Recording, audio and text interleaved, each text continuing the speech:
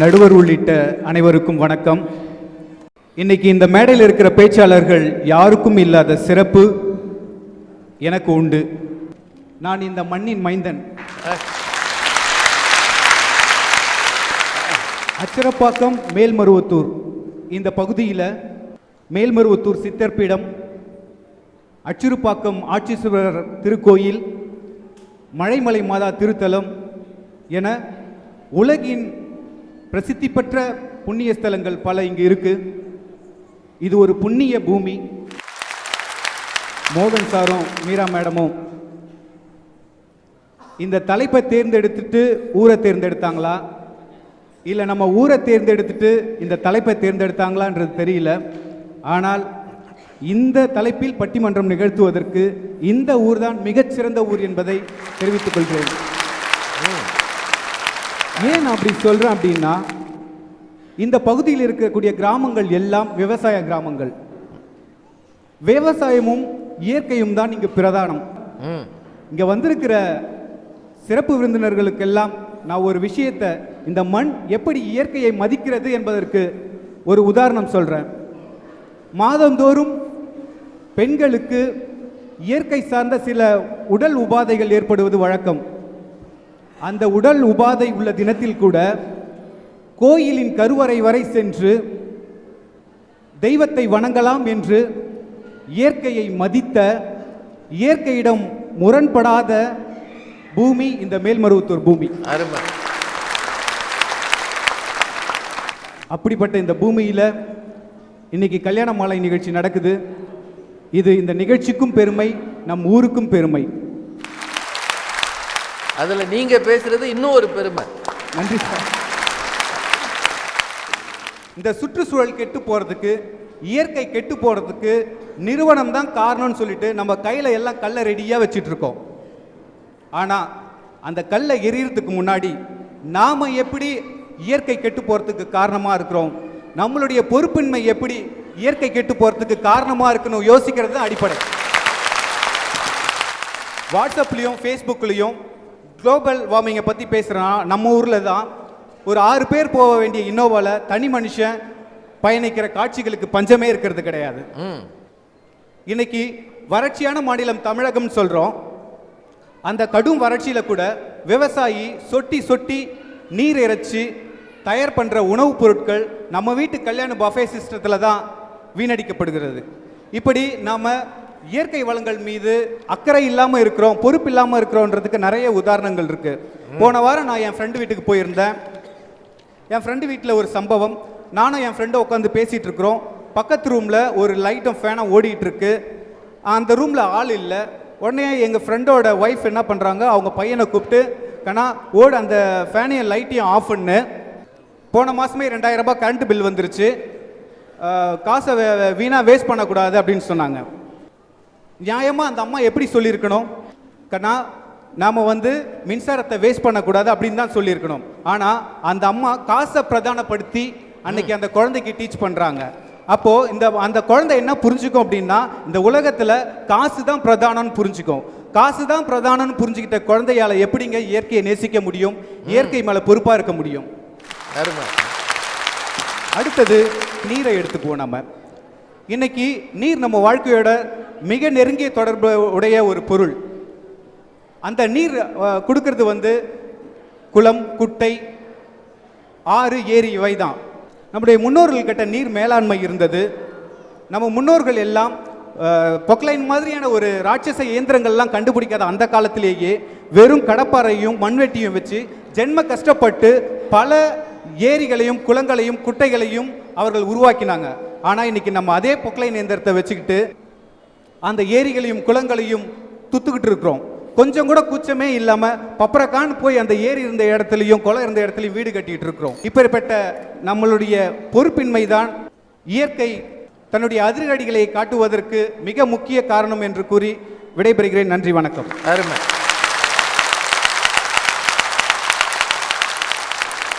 இந்த மாதிரி ஒரு பட்டிமன்றத்தில் முதல் பேச்சாளராக இருக்கிறது ரொம்ப சிரமம். கல்யாணம் ஆயிடுச்சா தம்பி? வீட்டுக்காரமா வந்திருக்காங்களா? அது நல்ல வேலை. ஏன் சொல்கிறேன்னா, நல்லா பேசினாலும் அந்த அம்மா முணங்கும், நல்லா பேசாட்டி வீட்டுக்கு போய் என்ன பேசுனீங்க அப்படின்னோம். இதுக்கு தான் நாங்கள்லாம் எங்கேயும் யாரையும் கூட்டே போகிறதில்ல. அவர் என்ன சொல்றாரு, பிறர் மீது குற்றம் சாட்டும் முன்னர் நீ உன்னை பரிசோதித்து பார், உன்கிட்ட அந்த அழுக்கு இருக்கா இல்லையா? நீ மின்சாரத்தை சேமிக்கிறாயா, தண்ணீரை சேமிக்கிறாயா? கண்ட இடத்துல வீடை கட்டிட்டு 7 மாடி 8 மாடி எழுப்புறைய, உனக்கு என்ன அடுத்தவர்களை குறை சொல்ல உரிமை இருக்கிறதுன்னு அவர் கேட்கிறார். நல்ல கேள்வி இல்லை அது? இயற்கை வளங்களை சக்திகளை நாமும் தானே அழிக்கிறோம், நம்ம பங்குக்கு அழிக்கிறோம்.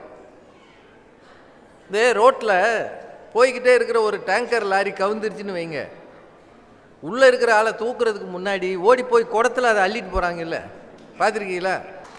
பண்ணுறாங்களா இல்லையா? முட்டை லாரி கவுந்துரும், அடுப்போட வர்றாங்க ஆம்லேட் போடுறதுக்கு. எரியிற வீட்டில் எடுத்தது தான் ஆதாயம் என்று இருக்கிற இந்த சமூகம் எப்படி மற்றவர்களை குறை சொல்ல முடியும்ன்றார் அவர். சிறந்தே பிறந்த தமிழ் மொழியால் இந்த அவையினை வணங்கி மகிழ்கின்றேன். ஏறத்தாழ 32 ஆண்டுகளுக்கு முன்னால் நாம் இப்போது எப்படி புத்தாண்டை கொண்டாடிவிட்டு பொங்கலை கொண்டாடுவதற்கான மனநிலையோடு இருக்கின்றோமோ, அப்படி புத்தாண்டை எப்படியெல்லாம் கொண்டாட வேண்டும் என்கின்ற கனவுகளோடு, நாளைய விடியல் நமக்கான புதிய விடியலாக இருக்கும் என்கின்ற கனவுகளோடு உற்சாகத்தோடு உறங்கச் சென்றார்கள் அந்த மக்கள். நாள் டிசம்பர் 2, 1984.